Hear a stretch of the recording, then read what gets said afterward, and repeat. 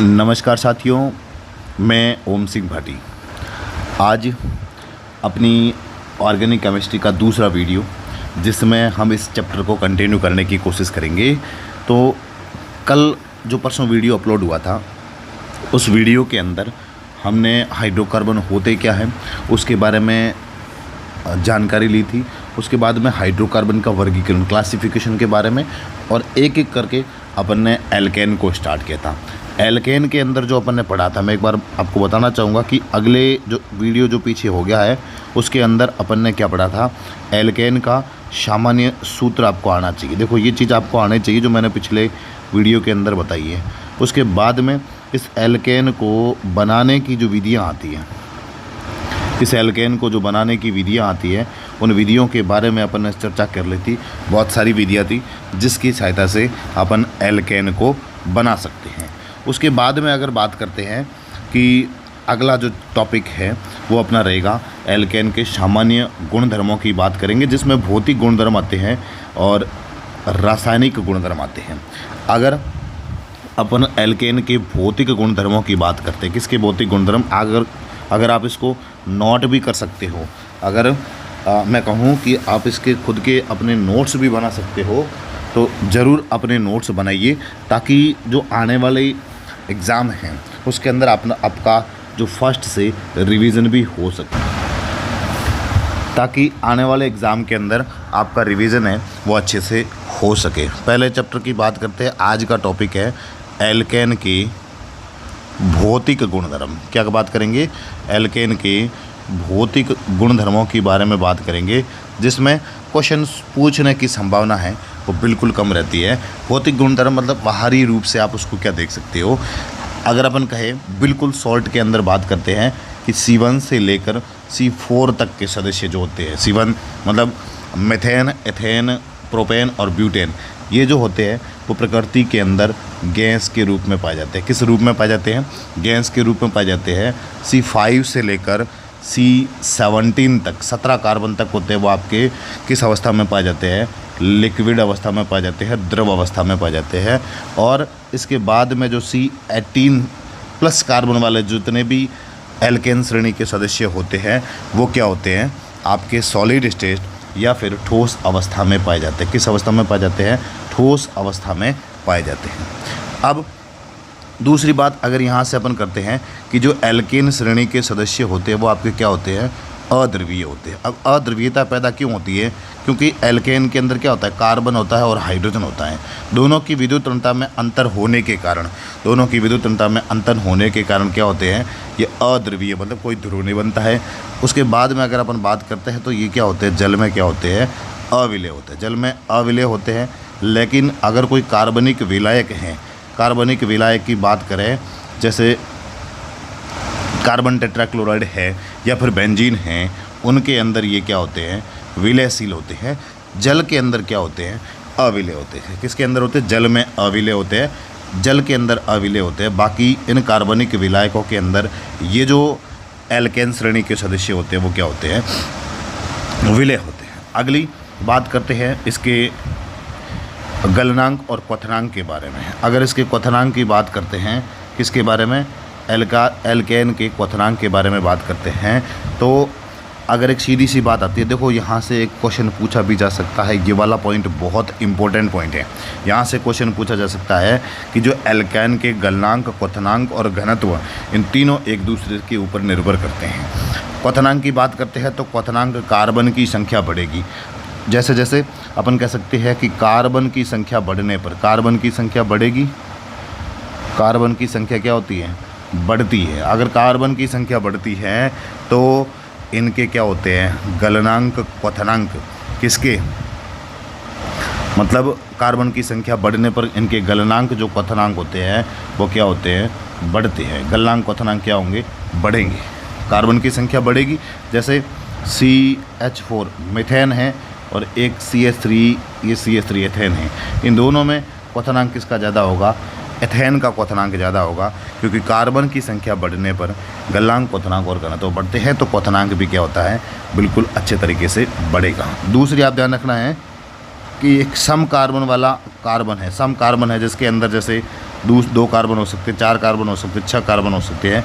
ये सम कार्बन वाले एल्केन युक्त कार्बन परमाणु युक्त जो एल्केन होते हैं वो क्या होते हैं, जो सम कार्बन वाले होते हैं वो एल्केन। और एक दूसरा होता है विषम कार्बन वाले, अपन बात कर लेते हैं। एक विषम कार्बन वाले एल्केन श्रेणी के सदस्य होते हैं विषम कार्बन, जिसके अंदर 1, 3, 5, 7 ऐसे जो कार्बन हो सकते हैं। जैसे एक कार्बन का तो कोई होता है मीथेन, एथेन हो गया। 1, 3, 5, 7 कार्बन वाले ये जितने भी होते हैं वो जो श्रेणी के सदस्य होते हैं।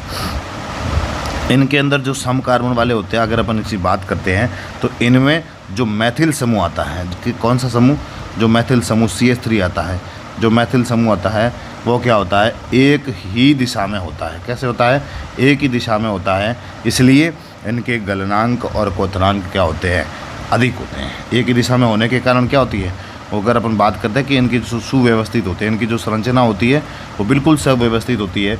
सुव्यवस्थित होने के कारण इनके जो गलनांक क्वथनांक होते हैं वो क्या हो जाते हैं, अधिक हो जाते हैं, ज़्यादा हो जाते हैं। किनके, ये सम कार्बन वाला में। विषम कार्बन की जैसे बात कर सकते हैं अपन, कह सकते हैं कितने कार्बन हो गए, 6 कार्बन हो गए। जैसे मान लो जैसे 6 कार्बन है तो उसमें जो समूहों की संख्या होगी वो एक ही दिशा में होगी। ये ऐसे एक ही दिशा में होगी। जैसे ये 1, 2, 3, 4, 1, 2, 3, 4, 5 और ये 6। तो इसमें जो मैथिल समूह होते हैं वो एक ही दिशा के अंदर हो गए। एक ही दिशा में होने के कारण क्या होता है, एक ही दिशा में होने के कारण इनमें सुव्यवस्था बनी रहती है, और जिसके कारण क्या होता है, गलनांक और क्वथनांक क्या होते हैं, अधिक होते हैं। विषम वाले में क्या होती है, व्यवस्था इतनी अरेंजमेंट नहीं हो पाता, जिसके कारण गलनांक क्वथनांक क्या हो जाते हैं, अत्यधिक अव्यवस्थित होते हैं और गलनांक क्वथनांक क्या हो जाएंगे, कम हो जाएंगे। अगर तीसरी बात करते हैं, जो अशाखित एल्कीन होती है, अशाखित एल्कीन होती है, उसके गलनांक क्वथनांक क्या होंगे, ज़्यादा होंगे। किसकी तुलना में, शाखित की तुलना में। इसका क्या होगा, इसके गलनांक क्वथनांक कम होते हैं और इसके क्या होते हैं, अधिक होते हैं। शाखाएं जिससे निकलती हुई होती है उसमें अधिक होता है, शाखाओं में कम होगा। और अशाखित जो होता है, ब्रांचेज नहीं होती है उसके अंदर, होती है। फिर अगर समावयवों की संख्या बढ़ जाती है, समावयवों की संख्या बढ़ने पर क्वथनांक गलनांक क्या हो जाते हैं, कम हो जाते हैं। यही बात हुई ना कि अगर समावयवों की संख्या बढ़ गई, मतलब उसके अंदर शाखाएं निकल जाती हैं, तो उसके गलनांक क्वथनांक क्या होंगे, कम होंगे। और जो अशाखित है, जिसके समावयव बहुत कम होते हैं, उसमें अंदर क्या होता है, जैसे अपन बात करते हैं जो पेंटेन है, मैंने ऊपर बता रखा है अगले वीडियो के अंदर, जिसमें पेंटेन के 3 समावयव होते हैं, नॉर्मल पेंटेन, आइसोपेंटेन और नियोपेंटेन। इनमें गलनांक शाखाओं की संख्या बढ़ने पर कम होता जाता है, क्वथनांक होता है वो हमेशा कम होता है। उसके बाद में अगला जो टॉपिक है, बहुत इम्पोर्टेंट टॉपिक, बहुत अच्छा टॉपिक, जिसके बारे में बात करेंगे, एल्केन की रासायनिक अभिक्रियाएं। एल्केन की रासायनिक अभिक्रियाएं, यहाँ से आपके सेकंड ग्रेड के अंदर एक क्वेश्चन पूछा जाएगा, 100% एक सेकंड ग्रेड के अंदर यहाँ से क्वेश्चन आएगा। और क्या क्वेश्चन आएगा, उस क्वेश्चन के बारे में इस वीडियो के अंदर अपन बात करेंगे। पहली जो अभिक्रिया होती है, महत्वपूर्ण अभिक्रिया, बहुत ही इम्पोर्टेंट अभिक्रिया, पहली अभिक्रिया है जिसको कहते हैं प्रतिस्थापन अभिक्रिया। सब्स्टिट्यूट अभिक्रिया कहते हैं, जिसको प्रतिस्थापन अभिक्रिया भी कहते हैं। प्रतिस्थापन अभिक्रिया, प्रतिस्थापन अभिक्रिया अच्छे से समझना इसको। प्रतिस्थापन का मतलब होता है कि जिसमें एक अधिक विद्युत ऋणी परमाणु होता है, वो कम विद्युत ऋणी परमाणु को उसके स्थान से हटा देता है और स्वयं जाके उसके ऊपर जुड़ जाता है। मतलब तत्वों का, या फिर उसको कहते हैं कि जो हैलोजन परमाणु है, जैसे अपन यहाँ पर प्रतिस्थापन अभिक्रियाओं में हाइड्रोजनीकरण अभिक्रिया सबसे इम्पोर्टेंट अभिक्रिया आती है। पहली अभिक्रिया हाइड्रोजनीकरण नहीं ना, आपकी हैलोजनीकरण अभिक्रिया। इसके अंदर जो पहली अभिक्रिया आती है वो आती है हैलोजनीकरण अभिक्रिया। हैलोजनीकरण अभिक्रिया होती है, पहली इंपॉर्टेंट अभिक्रिया हैलोजनीकरण अभिक्रिया होती है। और ये जो हैलोजनीकरण अभिक्रिया होती है, इसके ऊपर क्या करवाया जाता है, एल्केन के ऊपर हैलोजन का योग करवाते हैं। एल्केन के ऊपर, एल्केन पर और हैलोजन का योग करवाया जाता है। एल्केन पर हैलोजन का योग करवाया जाता है। ये अभिक्रिया सूर्य के प्रकाश की उपस्थिति में होती है। किसकी उपस्थिति में होती है, सूर्य के प्रकाश की उपस्थिति में यह अभिक्रिया होती है। यहाँ पर मुक्त मूलक बनते हैं। मुक्त मूलक बनेंगे तो इस अभिक्रिया की जो क्रियाविधि होती है, मुक्त मूलक प्रतिस्थापन क्रियाविधि द्वारा यह अभिक्रिया संपन्न होती है। बहुत इंपॉर्टेंट क्वेश्चन है, क्योंकि यहाँ पर मुक्त मूलक कैसे बनते पूरी क्रियाविधि को मैं समझाने की कोशिश करूँगा। आपके जो क्वेश्चन पूछा जाएगा वो यही पूछा जाएगा कि जो प्रतिस्थापन अभिक्रिया या फिर हाइड्रोजनीकरण जो अभिक्रिया होती है वो कौन सी क्रियाविधि द्वारा संपन्न होती है। तो मुक्त मूलक प्रतिस्थापन क्रियाविधि द्वारा, फ्री रेडिकल सब्स्टिट्यूट रिएक्शन के द्वारा यह अभिक्रिया संपन्न होती है। किसकी होती है? एल्केन के ऊपर एल्केन के ऊपर हैलोजन का योग करवाएंगे सूर्य के प्रकाश की उपस्थिति में। हाइड्रोजन का प्रतिस्थापन एक हैलोजन के द्वारा हो जाता है और एल्किल हैलाइड का निर्माण होता है। यह हाइड्रोजनीकरण नहीं, हैलोजनीकरण अभिक्रिया कहलाती है। देखो ये होती कैसे है, ये CH4 इसके ऊपर एक हैलोजन का योग करवाया, सूर्य के प्रकाश की उपस्थिति में यह अभिक्रिया होती है। यहाँ का एक हाइड्रोजन प्रतिस्थापित होगा और यहाँ का हैलोजन प्रतिस्थापित होगा, HCl निकल जाएगा, यहाँ बचेगा आपके CH3 और यहाँ बचेगा Cl। क्या बनेगा? एल्किल हैलाइड बनता है। क्या बनता है?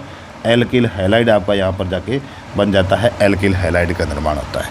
फिर अगर देखो चारों हाइड्रोजन मेथेन के अंदर होती है, इन चारों हाइड्रोजन का प्रतिस्थापन कर दिया जाता है। जैसे यहाँ पर बना CH3 Cl, एल्किल हैलाइड के ऊपर और हैलोजन का अगर आप याद योग करवाते हो सूर्य के प्रकाश की उपस्थिति में, यहाँ पर आपका एक HCl निकल जाएगा, यहाँ से एक हाइड्रोजन निकलेगा, ये HCl निकल गया। फिर यहाँ पर आपके बचा CH2Cl2 बन गया। ठीक है, उसके बाद में वापस इस CH2Cl2 की अभिक्रिया करवाई जाती है। CH2Cl2 इसके बाद इसके साथ Cl2 की और क्रिया करवाई जाती है सूर्य के प्रकाश की उपस्थिति में। ये वाला Cl, ये वाला एक हाइड्रोजन HCl निकल जाता है। यहाँ पर आपका क्या बचा? CHCl3, 2 थे, एक Cl आपको वापस कौन सा आया? ये वाला आ गया CHCl3। इसको आपको क्या कहते हैं? क्लोरोफॉर्म कहते हैं। क्या कहते हो आप? इसको क्लोरोफॉर्म कहा जाता है। दूसरा एक क्वेश्चन मैं यहाँ पर आपको पूछने की कोशिश करूँगा IUPAC नामकरण से संबंधित, कि आप कमेंट बॉक्स के अंदर इस क्लोरोफॉर्म का IUPAC नाम बताओगे। क्लोरोफॉर्म का क्या बताओगे? कमेंट बॉक्स के अंदर क्लोरोफॉर्म का IUPAC नाम बताओगे। क्लोरोफॉर्म का IUPAC नाम, जिसका फार्मूला होता है CHCl3 क्लोरोफॉर्म। इसके बाद में CH एक हाइड्रोजन और बची है, ये CHCl3, इसके साथ Cl2 की और क्रिया करवाई सूर्य के प्रकाश की उपस्थिति में। एक ये वाला Cl और एक यहाँ से हाइड्रोजन, ये CCl4 बन गया। CCl4 जिसको अपन कहते हैं कार्बन टेट्राक्लोराइड कहते हैं। क्या कहते हैं? कार्बन टेट्राक्लोराइड भी कहते हैं, CCl4 भी कहते हैं, कार्बन टेट्राक्लोराइड भी कहते हैं, CCl4 कार्बन टेट्राक्लोराइड, ये CCl4 बन गया। यानी मेथेन की चारों हाइड्रोजन का प्रतिस्थापन किसके द्वारा हो गया? हैलोजन के द्वारा हो गया। यहाँ देखो 4 हाइड्रोजन है, यहाँ एक भी हाइड्रोजन नहीं है, मतलब मेथेन की 4 हाइड्रोजन का प्रतिस्थापन हो गया। किसके द्वारा हो गया? हैलोजन परमाणु के द्वारा हो गया। इसलिए ये जो अभिक्रिया होती है वो मुक्त मूलक प्रतिस्थापन क्रियाविधि के द्वारा संपन्न होती है। ठीक है, मुक्त मूलक प्रतिस्थापन क्रियाविधि के द्वारा हैलोजन अभिक्रिया संपन्न होती है। उसके बाद में अगर हैलोजन की, यहाँ से एक बहुत बढ़िया इंपॉर्टेंट क्वेश्चन पूछा जाता है कि इस अभिक्रिया के अंदर हैलोजन की क्रियाशीलता का क्रम क्या रहता है। इस अभिक्रिया के अंदर हैलोजन की क्रियाशीलता का क्रम क्या रहता है, तो उसके बारे में बात करेंगे। हैलोजन की क्रियाशीलता का क्रम, एक्टिविटी का जो हैलोजन होता है उसमें इनमें क्रियाशीलता का क्रम क्या रहता है। तो सबसे अधिक जो हैलोजन होता है वो फ्लोरीन होता है, वो सबसे अधिक क्रियाशील होता है। उसके बाद में क्लोरीन आएगा, उसके बाद में ब्रोमीन आता है, और उसके बाद में सबसे कम क्रियाशील होता है वो आयोडीन होता है। क्या होता है? सबसे कम क्रियाशील होता है वो क्या होता है?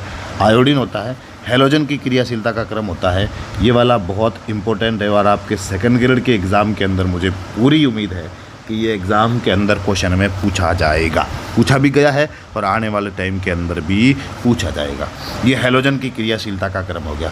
फिर अगर अपन बात करते हैं कि हाइड्रोजन्स के विस्थापन की दर, जो हाइड्रोजन हैलोजन या एल्केनों से जो हाइड्रोजन होता है, हाइड्रोजन के विस्थापन की जो दर होती है, हाइड्रोजन के विस्थापन की दर क्या रहती है? 3 डिग्री हाइड्रोजन होगा, उसका सबसे अधिक तीव्रता से विस्थापन होगा। फिर 2 डिग्री वाला होगा, और फिर 1 डिग्री वाला जो होगा उसका विस्थापन क्या होता है? अधिकता से होता है। तो ये वाला बहुत इंपॉर्टेंट चीज़ है। इस अभिक्रिया के अंदर आपको 3 चीज़ें ध्यान रखनी है। तीन चीज़ें कौन कौन सी ध्यान रखनी है कि जो हैलोजनीकरण अभिक्रिया है, ये हैलोजनीकरण अभिक्रिया है वो मुक्त मूलक प्रतिस्थापन क्रिया विधि के द्वारा संपन्न होती है। इस अभिक्रिया के अंदर मीथेन की चारों हाइड्रोजन का प्रतिस्थापन हैलोजन के द्वारा होता है और एल्किल हैलाइड का निर्माण होता है। इसमें आप क्लोरोफॉर्म जो बनता है उसका IUPAC नाम आप कमेंट बॉक्स के अंदर बताओगे।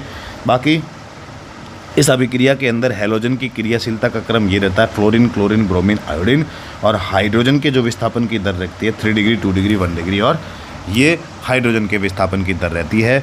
बहुत बहुत इम्पोर्टेंट अभिक्रिया जो आपके एग्ज़ाम के अंदर पूछी जाती है।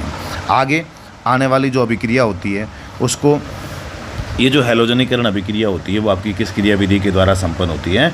मुक्त मूलक प्रतिस्थापन क्रिया विधि के द्वारा संपन्न होती है। उसके बाद में अगर बात करते हैं दूसरी जो महत्वपूर्ण अभिक्रिया आती है दहन। दहन का मतलब होता है जलाना। अब किसको जलाया जाएगा? जब भी एल्केन को जलाया जाता है, कोई भी अभिक्रिया या जलाने की जो अभिक्रिया होती है वो हमेशा किसकी होती है? ऑक्सीजन की उपस्थिति में होती है। ऑक्सीजन की उपस्थिति में हमेशा दहन होता है, और ऑक्सीजन की उपस्थिति में दो प्रकार से दहन हो सकता है। एक पूर्ण ऑक्सीजन की उपस्थिति में होता है जिसको पूर्ण दहन कहते हैं, और एक ऑक्सीजन की अनुपस्थिति में या कम ऑक्सीजन की उपस्थिति में होता है जिसको अपूर्ण दहन भी कहते हैं। तो एल्केन ऑक्सीजन से क्रिया करके क्या बनाते हैं? कार्बन डाइऑक्साइड और जल बनाते हैं। क्या बनाते हैं? कार्बन डाइऑक्साइड और जल बनाते हैं। और यह जो अभिक्रिया होती है वो भी किसकी उपस्थिति में होती है? ये जो अभिक्रिया होती है वो आपकी मुक्त मूलक क्रियाविधि द्वारा संपन्न होती है। ये अभिक्रिया भी मुक्त मूलक क्रियाविधि द्वारा संपन्न होती है। और ये वाली जो अभिक्रिया होती है वो कैसी अभिक्रिया होती है? ऊष्माक्षेपी अभिक्रिया होती है। मुक्त मूलक क्रियाविधि द्वारा तो होगी, लेकिन आपकी ये ऊष्माक्षेपी अभिक्रिया भी होती है। ये चीज़ भी इम्पोर्टेंट है, आप इसको ध्यान रखना। दहन के अंदर जब मीथेन का पूर्ण दहन करवाया जाता है, क्या करवाया जाता है? यहाँ अपन लिख सकते हैं कि मीथेन का जब पूर्ण दहन करवाया जाता है, जब मीथेन का पूर्ण दहन करवाया जाता है तब क्या बनता है? कार्बन डाइऑक्साइड बनेगी, और उसके साथ में क्या बनता है? जल बनता है, और उसके साथ में ऊष्माक्षेपी अभिक्रिया है। ऊष्मा शोषी नहीं है, ऊष्मा उत्सर्जित होती है। तो लगभग आपके यहाँ से 890 किलो जूल प्रति मोल एनर्जी यहाँ से भी निकलती है। इसलिए यह जो अभिक्रिया होती है वो कैसी होती है? ऊष्माक्षेपी अभिक्रिया होती है। उसके बाद में ये तो इसका क्या हो गया? पूर्ण दहन हो गया। अगर एल्केनों का अपूर्ण दहन करवाया जाता है, अगर मीथेन का पूर्ण दहन नहीं अपूर्ण दहन करवाया जाता है, तो यहाँ पे क्या बनता है? अपूर्ण दहन से क्या बनेगा? एल्केनों का या फिर मीथेन का अपूर्ण दहन करवाने पर क्या बनता है? कार्बन ब्लैक बनता है। कार्बन ब्लैक जो बनता है और उसके साथ में जल बनता है। और कार्बन ब्लैक जो अपन कार्बन पेपर होता है ना, वो कहाँ से बनता है? इस ऑक्सीजन, इस एल्केन का क्या करवाया जाता है? अपूर्ण दहन करवाया जाता है। जैसे CH4 + O2 अपूर्ण दहन करवाएंगे, एक तो आपके कार्बन ब्लैक बन जाएगा, 4 हाइड्रोजन है, 2 ऑक्सीजन इसके साथ में निकल जाएगी, 2H2O। ये जो आपका होता है वो क्या होता है? कार्बन ब्लैक होता है।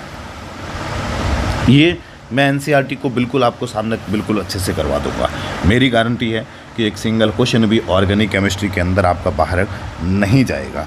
दूसरी चीज़, ये दोनों अभिक्रिया होगी। दहन, ये भी अभिक्रिया होती है वो मुक्त मूलक क्रियाविधि द्वारा संपन्न होती है। अपूर्ण दहन से क्या होता है? पूर्ण दहन से क्या बनता है और अपूर्ण दहन से क्या बनता है? जब भी पूर्ण दहन करवाया जाता है कार्बन डाइऑक्साइड और जल का निर्माण होता है। अपूर्ण दहन के अंदर क्या बनता है? आपका कार्बन ब्लैक और जल का निर्माण होता है। तीसरी महत्वपूर्ण अभिक्रिया होती है जिसको कहते हैं नियंत्रित ऑक्सीकरण कहते हैं। क्या कहते हैं? नियंत्रित ऑक्सीकरण का मतलब होता है कि एल्केनों का क्या करवाया जाता है? ऑक्सीकरण करवाया जाता है। एल्केनों का ऑक्सीकरण करवाया जाता है। बहुत इंपॉर्टेंट अभिक्रिया है ये वाली, जिसके अंदर एल्केनों का ऑक्सीकरण करवाया जाता है। और ये वाला बहुत बहुत इम्पोर्टेंट अभिक्रिया है, आपके एग्ज़ाम के अंदर पूछी जाएगी। ठीक है, इसमें ऑक्सीकरण के अंदर जब मीथेन का ऑक्सीकरण करवाया जाता है, क्या करवाया जाता है?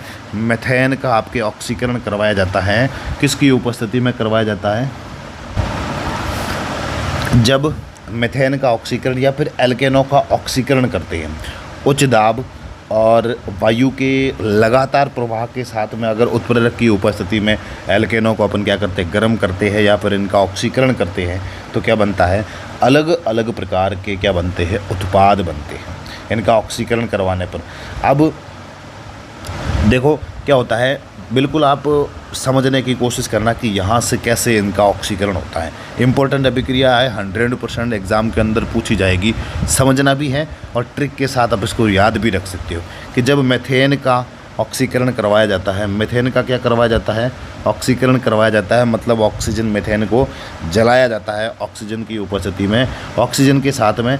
अब अगर उत्प्रेरक के रूप में कॉपर लिया जाता है और 523 केल्विन ताप पर इसको गर्म करेंगे, 100 वायुमंडलीय दाब पर, 100 वायुमंडलीय दाब पर, एटीएम दाब पर अगर इनको गर्म किया जाता है तो वहाँ पर आपका क्या बनता है, एल्कोहल बनता है। ये आप ध्यान रखना, यहाँ क्या बनेगा, CH3 क्या बनेगा, OH, CH3OH बनता है, मैथिल एल्कोहल बनेगा या फिर मैथेनॉल बनता है, जिसको अपन कह सकते हैं कि मैथेनॉल बनता है। क्या बनता है, मैथेनॉल बनता है। क्या बनेगा, मैथेनॉल बनेगा, मैथेनॉल बनेगा। दूसरा, जब ये ध्यान रखना कि एल्केन या मीथेन का कॉपर उत्प्रेरक की उपस्थिति में 100 वायुमंडलीय दाब और 500 केल्विन ताप पर क्या किया जाता है, दहन किया जाता है या ऑक्सीकरण किया जाता है, तो किसका निर्माण होता है, एल्कोहल का निर्माण, मैथेनॉल का निर्माण होता है। दूसरी बात, अगर मीथेन का ऑक्सीकरण, किसका, मीथेन का ऑक्सीकरण करवाया जाता है किसकी उपस्थिति में, MO2O3 की उपस्थिति में करवाया जाता है, तो यहाँ पर क्या बनता है, एल्डिहाइड बनता है, HCHO बनता है, एल्डिहाइड बनता है और इसके साथ में एक जल का अणु भी निकल जाता है। HCHO कैसे बनेगा, देखो यहाँ पर एक 2 हाइड्रोजन यहाँ से निकाल दो आप, पीछे यहाँ क्या बचा, CH2 बचा और यहाँ से एक ऑक्सीजन, 2 हाइड्रोजन, एक ऑक्सीजन H2O, यहाँ पर क्या बचा था, एक ऑक्सीजन, ये वाला एक ऑक्सीजन आ गया, ये 2 हाइड्रोजन, एक हाइड्रोजन और ये कार्बन, ये वाला आपके बन गया, क्या बनेगा यहाँ पर, ये फॉर्मेल्डिहाइड बनता है। क्या बनता है, फॉर्मेल्डिहाइड बनता है, या अपन इसको कह सकते हैं कि ये जो बनेगा वो उसको क्या कहते हैं, मैथेनेल कहते हैं। क्या कहते हैं, मैथेनेल कहते हैं। तो यहाँ पर जब भी क्रिया करवाई जाती है किसके साथ, इस उत्प्रेरक की उपस्थिति में ऑक्सीजन के साथ ऑक्सीकरण किया जाता है, तो एल्डिहाइड, एल्कोहल बन गया, एल्डिहाइड बन गया। अब किसकी बारी है, कार्बोक्सिलिक अम्ल की बारी, एल्कोहल, एल्डिहाइड और कार्बोक्सिलिक अम्ल बनता है। तो यहाँ पर CH3 और 2 कार्बन, मतलब एथेन का ऑक्सीकरण करवाया जाएगा किसकी उपस्थिति में, ये जो उत्प्रेरक लिया जाता है, ये यहाँ पर इस अभिक्रिया के लिए जो आपका उत्प्रेरक लिया जाता है CH3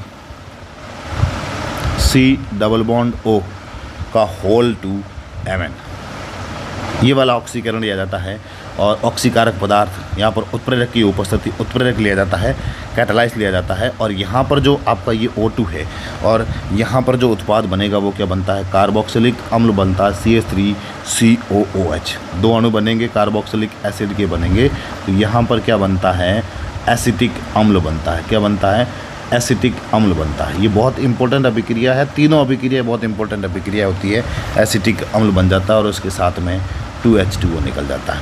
ये तीनों अभिक्रिया, 1 नंबर अभिक्रिया, 2 नंबर अभिक्रिया और ये 3 नंबर अभिक्रिया, तीनों इंपॉर्टेंट अभिक्रिया हैं और एग्ज़ाम के अंदर आपके पूछी जा सकती है कि जब मीथेन का ऑक्सीकरण इस उत्प्रेरक की उपस्थिति में, जब मीथेन का ऑक्सीकरण इस उत्प्रेरक की उपस्थिति में और इस उत्प्रेरक की उपस्थिति में करवाया जाता है तो एल्कोहल, एल्डिहाइड और एसिटिक अम्ल का निर्माण होता है।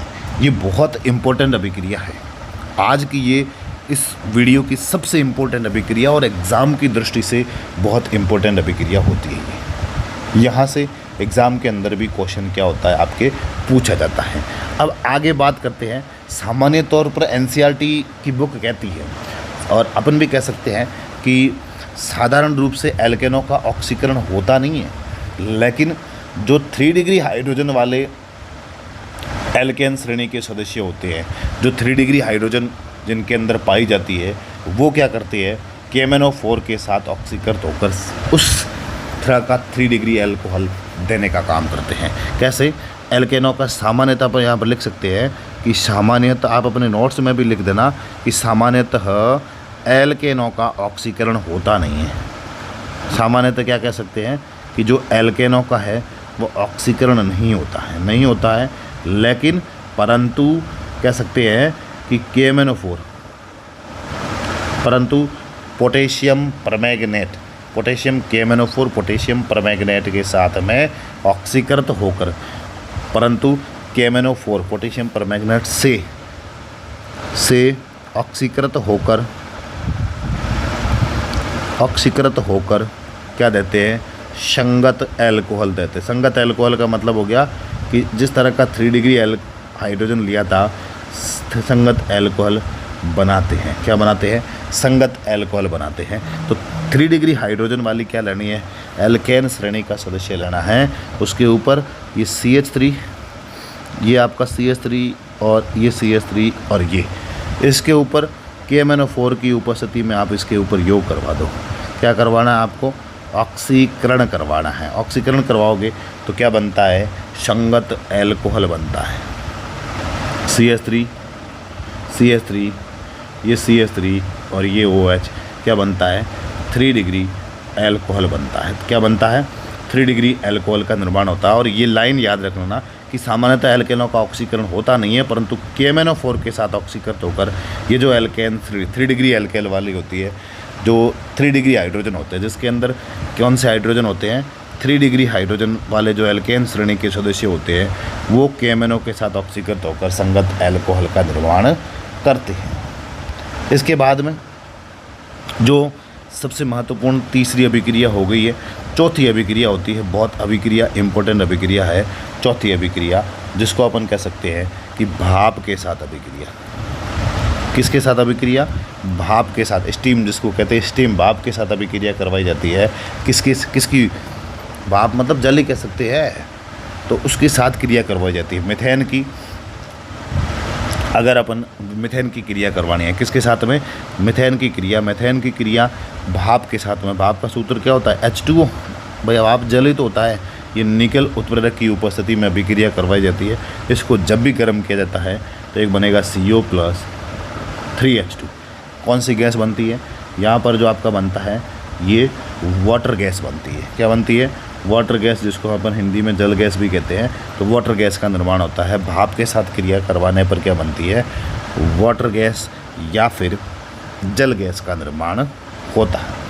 ये बहुत इंपॉर्टेंट अभिक्रिया थी, जिसके अंदर ये आपके एग्ज़ाम में क्वेश्चन पूछा जा सकता है। आगे वाली जो इम्पोर्टेंट अभिक्रिया है, महत्वपूर्ण अभिक्रिया, जिसके अंदर ये क्वेश्चन पूछा जा सकता है, पांचवी जो अभिक्रिया होती है, जिसको अपन कहते हैं एरोमेटिकरण। क्या कहते हैं? एरोमेटिकरण कहते हैं। एरोमेटिकरण देखो, एक बार मैं एल्केन का दूसरा वीडियो डाल देता हूँ। अगर आपको लगता है कि इसको YouTube पर कंटिन्यू करवाना चाहिए, तो जब भी मुझे टाइम मिलता रहेगा मैं मेरी तरफ से YouTube के ऊपर क्लास डालने की कोशिश करूँगा। आप देखोगे तो निश्चित रूप से मुझे मोटिवेशन मिलेगा। अगर आपके कमेंट आएंगे कि बिल्कुल आप अच्छे तरह से कराते रहिए, तो मैं YouTube के ऊपर करवा दूँगा। अगर आपको क्वेश्चन करवाने हैं कि 400 500 क्वेश्चन का सॉल्यूशन भी करवाएं, तो फिर मुझे पेड कोर्स भी करना पड़ेगा। अगर मैं वो 200-250 रुपये के अंदर ऑर्गेनिक केमिस्ट्री को पूरी करवा देता हूँ, तो मतलब कुछ लेंगे ना, तो फिर मुझे भी डेडिकेशन रहेगा कि मैं इसको जल्दी से पूरा करवाऊँ। नहीं तो फिर वही बात होती है कि एक दिन क्लास डालेंगे, फिर कुछ काम हुआ तो ऐसे ही लगेगा कि नहीं कर पाएंगे, ऐसे हो जाता है। लेकिन अगर कुछ करेंगे, कुछ दोगे, तो फिर मुझे सामने से मोटिवेशन मिलेगा कि कुछ ना कुछ तो इनके लिए अच्छे से करना चाहिए। तो फिर वो क्लास की एक रेगुलरिटी बनी रहेगी। अगर आप बोलोगे तो कर देंगे, यूट्यूब का बोलोगे तो अपन यूट्यूब पे करवा देंगे, कोई दिक्कत नहीं है। एरोमेटिकरण का मतलब होता है कि जब भी आपके एल्केन्स होते हैं, जिसमें यहाँ पर आपका जो मेन एल्केन लिया जाता है वो हेक्सेन लिया जाता है। हेक्सेन का क्या करवाते हैं? एरोमेटिकरण करवाते हैं। और ये जो अभिक्रिया होती है वो वेनेडियम या क्रोमियम के जो ऑक्साइड होते हैं उनकी उपस्थिति, मोलिब्डेनम के जो ऑक्साइड होते हैं उनकी उपस्थिति में ये अभिक्रिया करवाई जाती है। और इस अभिक्रिया का जो नाम है उसको कहते हैं बर्थलोट विधि।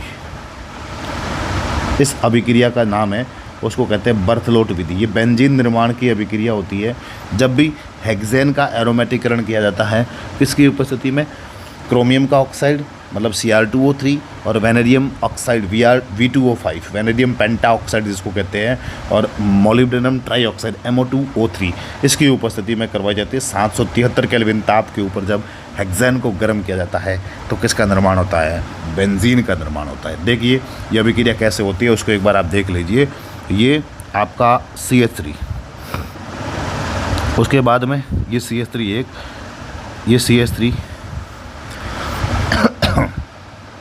CH3 नहीं आएगा, ये CH2 आएगा, ये CH2, ये CH2, ये CH2 और उसके बाद में ये वापस CH2 और यहाँ पर ये CH3, 6 कार्बन, इसको नॉर्मल हेक्सेन भी कहते हैं। ठीक है, इसकी जब अभिक्रिया करवाई जाती है किसके, Cr2O3 या फिर V2O5 या फिर MO2O3, इन उत्प्रेरकों की उपस्थिति में, 773 केल्विन ताप पर 10 से 20 ATM दाब पर, जो वायुमंडलीय दाब होता है उसके ऊपर अभिक्रिया करवाई जाती है। किसका निर्माण होता है, बेंजीन का निर्माण होता है, C6H6 का निर्माण होता है, बेंजीन का निर्माण होता है। ये अभिक्रिया क्या कहलाती है, एरोमेटिकरण अभिक्रिया कहलाती है या बेंजीन निर्माण की बर्थलोट विधि कहलाती है। ठीक है, यहाँ से ये अभिक्रिया आपकी संपन्न होती है, बेंजीन का निर्माण होता है, C6H6 बेंजीन का निर्माण होता है। उसके साथ में वाटर गैस वाला तो मैंने पहले से ही आपको बता दिया है। तो यहाँ पर ये जो एल्केन के निर्माण की विधि है, ये एल्केन के निर्माण की यहाँ 5 विधियाँ जो पहले मैंने करवा चुकी है, और ये एल्केन की रासायनिक अभिक्रियाओं के अंदर एरोमेटिकरण अभिक्रिया 1 और उसके साथ साथ भाप के साथ अभिक्रिया करवा दी 2, और फिर उसके बाद एल्केनों का जो ऑक्सीकरण करवाया, एल्केनों का जो नियंत्रित ऑक्सीकरण होता है वो 3 अभिक्रिया, फिर उनके बाद में चौथी अभिक्रिया होती है दहन। दहन में भी 2 होते हैं, एक अपूर्ण दहन होता है और एक पूर्ण दहन होता है, 4, और एक एल्केनों की हैलोजनीकरण अभिक्रिया, प्रतिस्थापन अभिक्रिया होती है, जो किसके साथ, मेथेन की हैलोजन के साथ क्रिया करवाई जाती है। इस वीडियो के अंदर मैंने एल्केन की जो भी होना था, एल्केन का अपन ने स्नेह चिन्ह पढ़ दिया। फिर एल्केनों में समावेत आती है, अपने सिलेबस में नहीं है, फर्स्ट रीड के सिलेबस में है, लेकिन कोशिश करेंगे कि उसको भी अपन देखें। सिलेबस में मेरे हिसाब से सिलेबस के पॉइंट टू पॉइंट चलेंगे ना तो बहुत बढ़िया रहेगा। अगले वीडियो में बात करेंगे एल्कीन के बारे में, एल्कीन को बनाने की विधियाँ और एल्कीन के रासायनिक गुणधर्म, भौतिक गुणधर्म, और फिर उनकी रासायनिक अभिक्रियाओं के बारे में बात करेंगे। आज के इस वीडियो में इतना ही। अगर आपको वीडियो पसंद आया है तो कमेंट करना, लाइक करना, शेयर करना, और ज़रूर बताना कि कमेंट जो अपना ये ऑर्गेनिक केमिस्ट्री का बिल्कुल सॉल्ट कोर्स है वो पेड एप्लीकेशन के अंदर करवाया जाए, यूट्यूब पर करवाया जाए। मैं अगर पेड कोर्स उसको करवाता हूँ तो पूरे डेडिकेशन के साथ चलूँगा, क्योंकि मुझे भी टेंशन रहती है कि मैंने उनसे 100, 200, 150, 250 रुपये लिए, जिसकी वजह से मैं रेगुलर क्लास डाल पाऊँ और अच्छे से आपको वो करवा सकूँ। और उसके साथ में जो PYQ ऑब्जेक्टिव क्वेश्चन होंगे उनका भी सॉल्यूशन एप्लीकेशन के अंदर करवाने की कोशिश करूँगा। यूट्यूब पे फिर इतना नहीं हो पाएगा, क्योंकि स्कूल के काम के बाद में इतना हो नहीं पाता है। दिन पूरा स्कूल होने के बाद में जब घर आते हैं तो इतना सब कुछ नहीं कर पाते, पेपर बनाना पड़ता है। तो आज के इस वीडियो में इतना ही। बहुत बहुत धन्यवाद।